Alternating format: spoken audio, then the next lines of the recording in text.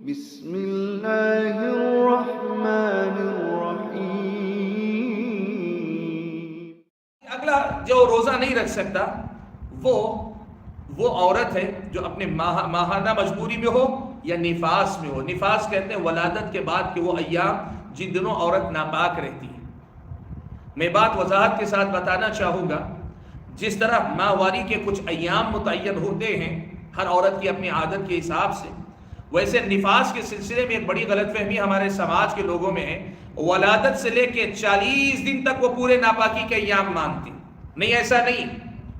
ولادت کے بعد کبھی ہفتے میں، کبھی 10 دن میں، کبھی 20 دن میں عورت پاک ہو جاتی ہے، یعنی اس کی جو یوں ناپاکی کے جو ایام ہوتے ہیں وہ رک جاتے ہیں، ناپاکی رک جاتی ہے اس کی۔ تو جہاں وہ رک جائے وہاں اس کا نفاس ختم ہو گیا۔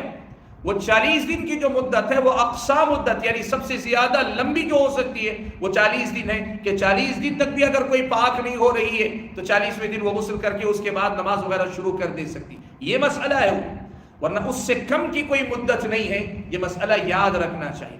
میں یہ بتا رہا ہوں کہ جو عورت ماہواری میں ہو یا نفاس میں ہو، ایسی عورت کے لیے جائز نہیں ہے کہ وہ روزہ رکھے، ایسی عورت کے لیے جائز نہیں ہے کہ وہ روزہ رکھے۔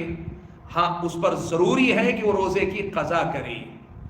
ایسی عورت کے لیے جائز نہیں کہ وہ روزہ رکھے، لیکن ایسی عورت کے لیے ضروری ہے کہ وہ روزے کی قضا کرے گی۔ جتنے روزے چھوٹیں گے اتنے روزوں کی وہ قضا کرے گی۔ اسلامی شریعت نے اسے اسی کا مکلف کیا ہے۔ پیارے نبی صلی اللہ علیہ وسلم کے سامنے ماں عائشہ صدیقہ رضی اللہ تعالیٰ عنہ اور دیگر صحابیات نے اس سلسلے میں جو استفسارات رکھے، ان کی روشنی میں یہی بات ہے کہ وہ ایسی عورت روزہ نہیں رکھے گی، اور جب پاک ہو جائے گی اس کے بعد ان روزوں کی قضا کر لے گی جو روزے چھوٹے ہوئے ہیں۔ اگلی عورت یا اگلا جو روزہ نہیں رکھ سکتی، میں دو کو ایک ساتھ ملا لیتا ہوں، وہ عورت جو حالت حمل میں ہو، یا وہ عورت جو اپنے بچے کو دودھ پلا رہی ہو، کسی اور کے بچے کو دودھ پلا رہی ہو، مرضع جو دودھ پلا رہی ہو۔ حامل اور مرضع، وہ عورت جو حالت حمل میں ہو اور وہ عورت جو دودھ پلا رہی ہو۔ دیکھیے، حالت حمل میں اگر عورت روزہ رکھتی ہے، اس کی وجہ سے عورت کی صحت اور اس کے نتیجے میں آگے چل کر بچے کی صحت کے متاثر ہونے کا قوی امکان ہوتا ہے۔ ڈاکٹروں کی طرف سے اکثر یہی ایڈوائس، یہی مشورہ ہوتا ہے کہ نہ رکھیں تاکہ بچے کی نشو و نما اچھی طرح سے ہو سکے۔ کئی مائیں یہاں پر تھوڑا سا جو ہے احتیاط نہیں کرتی، کہتے نہیں مجھے کوئی تھکان نہیں ہوتی، مجھے محسوس نہیں ہوتا۔ ٹھیک ہے، آپ کو نہیں محسوس ہوتا ہوگا، لیکن بچے کے اوپر اثر ہو سکتا ہے۔ آپ اس سلسلے میں ڈاکٹر کے مشورے کے بغیر فیصلہ نہ لیں، اور اللہ کی دی ہوئی اس رخصت سے فائدہ اٹھائیں کہ آپ اس صورت میں روزہ چھوڑنا چاہیں تو چھوڑ سکتی ہیں۔ اور ایسے ہی دودھ پلانے والی جو عورت ہوتی ہے، اگر وہ روزے سے رہے گی، روزے کی حالت میں رہے گی، تو اس کے دودھ کے آنے میں کمی ہو جائے گی، بچے کو دودھ کم ملے گا۔ یہ دونوں مسئلے ایسے ہیں کہ اس میں بچے کی مصلحت اور اس عورت کی مصلحت دونوں کو سامنے رکھ کر اسلامی شریعت نے چھوٹ دی ہے کہ یہ دونوں عورتیں چھوڑ سکتی ہیں۔ حالت حمل والی اور حالت رضاعت یعنی بچے کو دودھ پلانے والی خاتون یہ روزہ چھوڑ سکتی، لیکن اس میں بڑا اہم مسئلہ آتا ہے کہ اگر کوئی عورت ایسا چھوڑ دے تو اسے روزے کی قضا کرنی چاہیے یا روزے کا فدیہ دینا چاہیے۔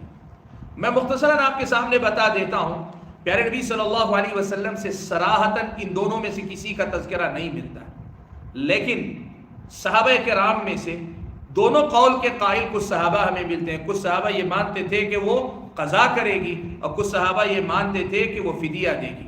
مسئلے کی تفصیلات دیکھنے کے بعد جس مسئلے پر اطمینان ہوتا ہے وہ یہ کہ زیادہ بہتر یہ ہے اور صحیح میں مسئلہ یہ لگتا ہے کہ عورت قضا کرے گی، عورت بعد میں جا کر قضا کر لے گی، وہ فدیہ نہیں دے گی، قضا کرے گی، یہ زیادہ بہتر قول ہے۔ البتہ بعض عورتوں کے ساتھ یہ مسئلہ ہوتا ہے جن گھروں میں اللہ نے برکت رکھی ہے۔ بعض عورتیں مثال کے طور پر حاملہ ہوتی، حمل کی حالت میں ہوتی 9 مہینے، پھر ولادت ہوتی ہے، تقریباً 2 سال تک وہ دودھ پلا رہی، اسی دوران پھر حامل ہو جاتی ہے، پھر وہاں سے 9 مہینے چلتی، پھر دودھ پلاتی، کئی بار 3-4 سال کا عرصہ ایسے گزر جاتا ہے کہ یا تو حالت حمل میں یا حالت رضاعت یعنی دودھ پلا رہی ہے، ان دو کے علاوہ ان کی کوئی حالت نہیں، تو قضا کب کرے گی؟ ایسی کوئی عورت ہے جس کے پیچھے پے در پے ایسے معاملات آتے ہیں، واللہ عالم، تب ایسی صورت میں دیگر صحابہ کا جو فتویٰ ہے کہ ایسی عورت فدیہ دے سکتی ہے، واللہ عالم اس پر عمل کر لینا بہتر ہے۔ یہ دونوں قسم کے اقوال کو دیکھنے کے بعد قریب تر بات یہ لگتی ہے کہ اگر عورت 6 ماہ 7 ماہ 1 سال میں جا کے قضا کر سکتی ہے، قضا کرے، یہی بہتر ہے، اس لیے کہ اس کی کیفیت اس مریض جیسی ہے جس کے پاس وقتی طور پہ رکاوٹ ہے، لیکن رکاوٹ ہونے کے دور ہونے کے بعد وہ دوبارہ روزہ رکھ سکتا ہے، اسی سے ملتی جلتی حالت ہے۔ اور جو وہ عورت ہے جس کے معاملات مسلسل پے در پے لگے رہتے ہیں، اس کی حالت اس مریض جیسی ہے جسے کبھی شفایاب ہونے کی امید نظر نہیں آ رہی ہے، تو ایسی عورت جو ہے فدیہ دے سکتی ہے۔ واللہ تعالی اعلم۔ یہ کچھ لوگ ہیں جن پر اسلامی شریعت نے روزہ چھوڑنے کی چھوٹ دی ہے۔ اب جو لوگ ان میں سے نہیں ہیں، ان کو ظاہر بات ہے ان کو روزہ رکھنا چاہیے کہ مطلب کہ فرض ہے، ان پر روزہ فرض ہے۔ اور اگر کوئی آدمی روزہ چھوڑتا ہے اسلامی شریعت کی نظر میں یہ جو ہے کوئی اچھا عمل نہیں۔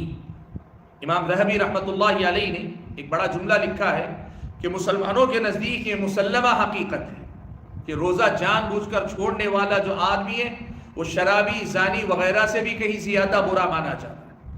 یعنی امام ذہبی رحمۃ اللہ علیہ کوئی شرعی حکم نہیں بتا رہے، قرآن کی آیت یا حدیث نہیں کہہ رہے، مسلمانوں کے اندر یہی مانا جاتا ہے، اپنے دور کے مسلمانوں کے اندر، کہ کوئی مسلمان ہوتے ہوئے روزہ نہ رکھے، اس کا تصور ہی نہیں ہو سکتا کہ وہ بغیر روزے کے رہے۔